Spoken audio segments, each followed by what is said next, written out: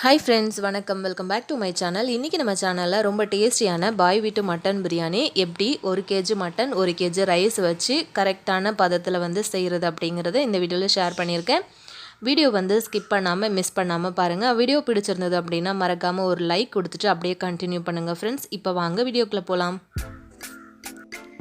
First நம்ம பிரியாணி பண்றதுக்கு இந்த மாதிரி மட்டனை வந்து வேக வச்சு எடுத்துக்கலாங்க. மட்டன் வந்து கொஞ்சம் கவுச்சி வாசனை நிறைய வரும். அதனால நல்லா வாஷ் பண்ணி எடுத்து வச்சுக்கோங்க. வாஷ் பண்ணி எடுத்த மட்டன் எல்லாத்தையுமே இந்த மாதிரி ஒரு குக்கர்ல வந்து சேர்த்துக்கலாம். குக்கர்ல சேர்த்து ஒரு 70% வந்து நம்ம வேக வச்சு எடுத்துக்கணும். இப்போ சேர்த்ததுக்கு பிறகு நம்ம இதுக்கு தேவையான மசாலா பொருட்களை சேர்த்துக்கலாம். ஃப்ரெஷ்ஷா அரைச்ச இஞ்சி பூண்டு பேஸ்ட் வந்து 1 ஸ்பூன் அளவுக்கு நான் வந்து சேர்த்துக்கிறேன். 1/2 ஸ்பூன் அளவுக்கு மஞ்சள் தூள், 1/2 ஸ்பூன் அளவுக்கு தனி மிளகாய் தூள் சேர்த்திருக்கேன். தேவையான அளவுக்கு உப்பு. இப்போ நல்லா இந்த மாதிரி பிசைஞ்சு விட்டுறலாம். நம்ம சேர்த்திருக்கிற மசாலா வந்து எல்லா மட்டன் பீஸ்லயும் வந்து நல்லா அப்சர்வ் பண்ணிக்கிற மாதிரி நல்லா இதை வந்து கை வச்சு நல்லா இதை வந்து கலந்து கொடுத்துருங்க. இப்போ வந்து 1 டம்ளர் அளவுக்கு தண்ணி சேர்த்தா போதும். ரொம்ப அதிகமாக வந்து தண்ணி சேர்த்துறாதீங்க. கொஞ்சமாக தண்ணி ஆட் பண்ணிக்கிட்டா போதும். இப்போ இது கூடவே நான் ஒரு பிரியாணி இலை 2 பீஸா கட் பண்ணி போட்டிருக்கேன். ஒரு சின்ன துண்டு பட்டை, ஒரு 2 கிராம்பு வந்து சேர்த்துருக்கேங்க. இதை சேர்த்துட்டு நம்ம அடுப்பில் வச்சு ஒரு 4லேருந்து 5 விசில் விட்டு எடுத்துக்கலாம். இப்போ நம்ம பிரியாணி பண்ணுறதுக்கான பாத்திரம் நல்லா அடிகனமான பாத்திரம் எடுத்துக்கோங்க. நல்லா சூடானதுக்கு பிறகு 150 கிராம் ஆயில் சேர்த்துக்கோங்க. 50 கிராம் அளவுக்கு நெய் சேர்த்துக்கோங்க.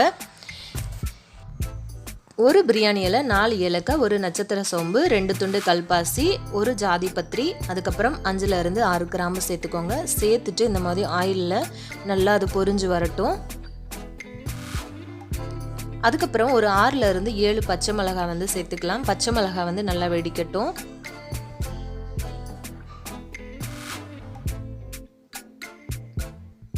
பச்சை மிளகாய் வந்து நல்லா பொரிஞ்சு வந்ததுக்கு பிறகு நம்ம வந்து கட் பண்ணி எடுத்து வச்சிருக்கிற வெங்காயம் வந்து சேர்த்துக்கலாங்க. வெங்காயம் வந்து பார்த்திங்க அப்படின்னா ஒரு 400 கிராம் அளவுக்கு நான் வந்து வெங்காயம் எடுத்திருக்கேன். இந்த மாதிரி மெல்லிஸான நீல வாக்கில் ஸ்லைஸ் பண்ணி நீங்கள் வந்து ஆட் பண்ணிக்கோங்க. பிரியாணிக்கு வந்து பார்த்திங்கன்னா எப்போவுமே வெங்காயம் வந்து நல்லா இந்த மாதிரி நீல வாக்கில் கட் பண்ணோம் அப்படின்னா தான் நல்லாயிருக்கும். இந்த மாதிரி ஒரு கோல்டன் ப்ரௌன் வர்ற வரைக்கும் வெங்காயம் வந்து நல்லா வதங்கணுங்க. வெங்காயம் வந்து நீங்கள் எந்த அளவுக்கு வதக்குறீங்களோ அந்த அளவுக்கு உங்களோட பிரியாணி வந்து ரொம்ப டேஸ்ட்டும் சூப்பராக இருக்கும்.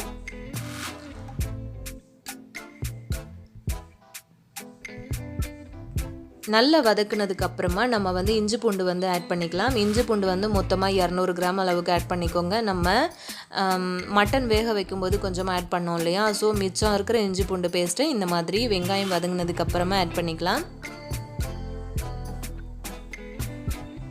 இந்த இஞ்சி பூண்டு பேஸ்ட்டோட பச்சை ஸ்மெல் எல்லாமே போகிற அளவுக்கு நல்லா இதை வந்து வதக்கி விடுங்க. கைவிடாமல் கிளறிட்டே இருக்கணும். ஏன்னா இஞ்சி பூண்டு பேஸ்ட் வந்து சேர்த்தோம் அப்படின்னா கொஞ்சம் அடியில் வந்து பிடிக்க ஆரம்பிக்கும். இந்த மாதிரி நல்லா வதங்கினதுக்கு பிறகு இப்போ நம்ம கட் பண்ணி வச்சிருக்கிற 400 கிராம் அளவுக்கு தக்காளியை வந்து உள்ளே சேர்த்துக்கலாம். தக்காளியும் வந்து பார்த்திங்க அப்படின்னா 400 கிராம், வெங்காயமும் 400 கிராம் எடுத்துக்கோங்க. அதுதான் கரெக்டான அளவாக இருக்கும். இப்போ இந்த தக்காளி எல்லாமே நல்லா வந்து மசிஞ்சு, அதாவது நல்லா குழைய வந்து வதங்கி வர்ற அளவுக்கு நல்லா இதை வந்து கலந்து விட்டுட்டு மூடி போட்டு மூடி வச்சிங்க அப்படின்னா நல்லா உங்களுக்கு இந்த மாதிரி ஒரு ஸ்டேஜில் நல்லா இது வந்து வதங்கி வரும். இப்போ நம்ம ஃப்ரெஷ்ஷாக எடுத்து வச்சுருக்கிற கொத்தமல்லி புதினாவை ஆட் பண்ணிக்கலாம். கொத்தமல்லி புதினா வந்து பார்த்திங்கன்னா சின்ன கட்டாக இருந்ததுன்னா ஒரு கட்டு வந்து ஆட் பண்ணிக்கோங்க. நல்லா ஃப்ரெஷ்ஷாக சேர்த்திங்க அப்படின்னா பிரியாணி வந்து நல்ல ஒரு மணமாக இருக்கும். இதுவே வந்து அதாவது புதினா கொத்தமல்லி பெரிய கட்டாக எடுத்துக்கிட்டிங்க அப்படின்னா 1.5 கைப்பிடி அளவுக்கு ரெண்டுத்துலேயும் வந்து ஆட் பண்ணிக்கோங்க. கொத்தமல்லி 1.5 கைப்பிடி, புதினா வந்து 1.5 கைப்பிடி அளவுக்கு ஆட் பண்ணிக்கோங்க. கரெக்டான அளவாக இருக்கும். இப்போ பாருங்கள் நல்லா இது எல்லாமே வந்து நல்லா வதங்கி வந்துடுச்சு. இப்போ நம்ம வேக வச்சு எடுத்து வச்சுருக்கிற மட்டனை வந்து அதோட தண்ணியை வந்து தனியாக எடுத்து வச்சுட்டு மட்டன் மட்டும் நான் வந்து உள்ளே சேர்த்துருக்கேன். நம்ம வந்து தண்ணி அளந்து ஊற்றுவோம் இல்லையா, அந்த டைமில் அந்த தண்ணியை ஊற்றிக்கலாம். இப்போ வந்து ஒரு சின்ன டிஃபனில் எனக்கு இவ்வளோ தண்ணி வந்து கிடச்சிது. இப்போ இந்த மட்டனை வந்து நல்லா வதக்கி விட்டுருங்க. இப்போ இதுக்கு தேவையான அளவுக்கு மசாலா சேர்த்துக்கலாம். தேவையான அளவுக்கு உப்பு சேர்த்துக்கிறேன். மிளகாத்தூள், கொஞ்சமாக வந்து ஃபுட் கலர் ஆட் பண்ணியிருக்கேன். அவ்வளோதான் ஃப்ரெண்ட்ஸ். இது எல்லாத்தையுமே சேர்த்துட்டு நல்லா இதை வந்து கலந்து விட்டுடலாம்.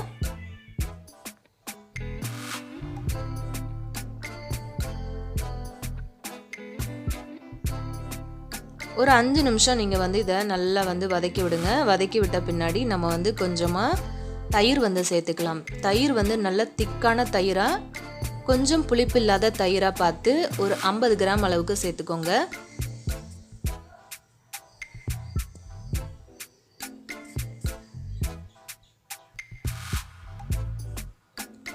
தயிர் சேர்த்த பிறகு இந்த மாதிரி நல்லா அதை வந்து கலந்து விடுங்க. உங்களுக்கு வந்து நல்ல பிரியாணியோட வாசனை வந்து ரொம்ப சூப்பராக கமகமன்னு வர ஆரம்பிச்சிரும்.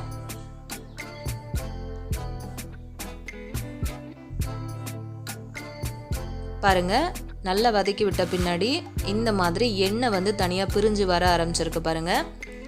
இப்போ வந்து நம்ம பிரியாணிக்கு தேவையான அளவுக்கு தண்ணி சேர்த்துக்கலாங்க. நான் இன்னைக்கு அதாவது இப்போ நான் எடுத்து காட்டியிருக்கிற பாத்திரத்தில், அதாவது இந்த ஒரு சொம்பில் வந்து பார்த்திங்கன்னா ஒரு சொம்பு அளவுக்கு அரிசி வந்து எடுத்திருக்கேன். அதாவது 1 கிலோ அரிசி எனக்கு இதில் கரெக்டாக பிடிக்கும். அதில் வந்து 2 செம்பு அளவுக்கு நம்ம வந்து தண்ணி சேர்த்துக்க போகிறோம். அதில் வந்து பார்த்திங்கன்னா 1.25 அளவுக்கு நான் வந்து தண்ணி சேர்த்துருக்கேன். மிச்சம் வந்து 1/4 பங்குக்கு மட்டன் வேக வச்ச தண்ணி வந்து சேர்த்துருக்கேன். சேர்த்துட்டு இது எல்லாத்தையுமே வந்து நல்லா நம்ம கலந்து கொடுத்துடலாம். இந்த டைமில் நல்ல உப்பு காரம் எல்லாம் உங்களுக்கு கரெக்டாக இருக்கா அப்படின்னு பார்த்து செக் பண்ணிவிட்டு மூடி போட்டு மூடி வச்சுருங்க. நல்லா கொதிக்க ஆரம்பித்ததுக்கு பிறகு, அதாவது இந்த மாதிரி நல்லா பொங்கி கொதிக்க ஆரம்பிச்சிருக்கு பார்த்தீங்களா, அந்த டைமில் தான் நம்ம வந்து அரிசி சேர்த்துக்கணும். உப்பு காரம் ரெண்டுமே, புளிப்பு எல்லாமே வந்து பார்த்திங்க அப்படின்னா உங்களுக்கு கொஞ்சம் தூக்கலாக இருக்கணும் பிரியாணிக்கு. அப்போ தான் ரைஸ் வந்து வெந்ததுக்கு பிறகு உங்களுக்கு வந்து டேஸ்ட்டு கரெக்டான ஒரு பதத்தில் இருக்கும். பிரியாணி பாத்திரம் அடுப்பில் வச்சதுமே நீங்கள் வந்து அரிசியை ஊற வச்சிடலாம். நான் வந்து ஸ்டார்டிங்லேயே அரிசி வந்து ஊற வச்சுட்டேன். ஆயில் வந்து பாத்திரத்தில் சேர்த்தோம் இல்லையா, அந்த டைம்லேயே நான் வந்து ஊற வச்சுட்டேன். இப்போ பாருங்கள், அரிசி சேர்த்ததுக்கு பிறகு இது எல்லாத்தையுமே நல்லா வந்து கலந்து விட்டுக்கோங்க. உப்பு, புளி, காரம் எல்லாமே வந்து கரெக்டாக இருக்கா பார்த்துக்கோங்க. அதாவது தக்காளியோட புளிப்பு இது எல்லாமே வந்து கரெக்டாக இருக்கான்னு செக் பண்ணிக்கோங்க. கொஞ்சம் தூக்கலாக இருக்கிற மாதிரி இருந்துச்சு அப்படின்னா தான் உங்களுக்கு வந்து கரெக்டான பதத்தில் இருக்கும் டேஸ்ட்டு. இப்போ இதை வந்து நம்ம மூடி போட்டு மூடி வச்சிடலாம். ஒரு 15 மினிட்ஸ் கழித்து பார்க்கலாம். இப்போ பாருங்கள், ஒரு 15 நிமிஷம் வந்து கழித்து பார்த்தீங்க அப்படின்னா உங்களுக்கு தண்ணிலாம் வந்து நல்லா ட்ரை ஆகிட்டு இந்த அளவுக்கு ஒரு பதம் வந்து உங்களுக்கு கிடைக்கும். இப்போ ஒன்ஸ் வந்து நல்லா இதை வந்து கலந்து கொடுத்துருங்க. கலந்து கொடுத்துட்டு அதுக்கு பிறகு நீங்கள் மூடி போட்டு மூடி வச்சுருங்க. ஒரு 5 நிமிஷம் கழித்து நம்ம இதை ஓப்பன் பண்ணி பார்க்கலாம். இப்போ பாருங்கள், 5 நிமிஷம் கழித்து நம்ம பார்க்கும்போது இந்த தண்ணி வந்து இன்னும் நல்லா ட்ரை ஆகி இருக்குது. இப்போ வந்து நம்ம தம் போடுறதுக்கான கரெக்டான ஸ்டேஜ் வந்துடுச்சு. இப்போ ஒரு தடவை நல்லா இதை வந்து கரண்டி வச்சு இந்த மாதிரி கலந்து விட்டுருங்க. கலந்து விட்டுட்டு நம்ம வந்து தம் போட்டுடலாம். தம் போடுறதுக்கு எப்போவுமே தோசைக்கல் வந்து யூஸ் பண்ணலாம். நான் வந்து தோசைக்கல் வந்து யூஸ் பண்ணுறது கிடையாது. இந்த மாதிரி நல்லா அதை வந்து கரெக்டாக அதை லெவல் பண்ணிவிட்டு அதுக்கு மேலே வந்து ஒரு கொஞ்சமாக கொத்தமல்லி இலை வந்து ஃப்ரெஷ்ஷாக போட்டுக்கோங்க.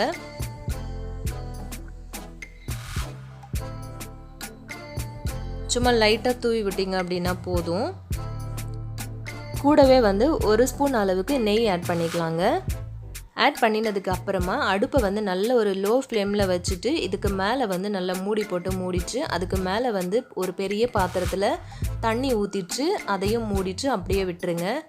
ஒரு 15 நிமிஷம் நீங்கள் கழித்து வந்து பார்த்தீங்க அப்படின்னா உங்களுக்கு வந்து தண்ணியெலாம் நல்லா ட்ரை ஆகிடுச்சு. உங்களோட மட்டன் பிரியாணி சும்மா கம கமன்னு ரொம்ப சூப்பராக ரெடி ஆகிருக்கும். இப்போ நம்ம ஓப்பன் பண்ணி பார்க்கலாம்.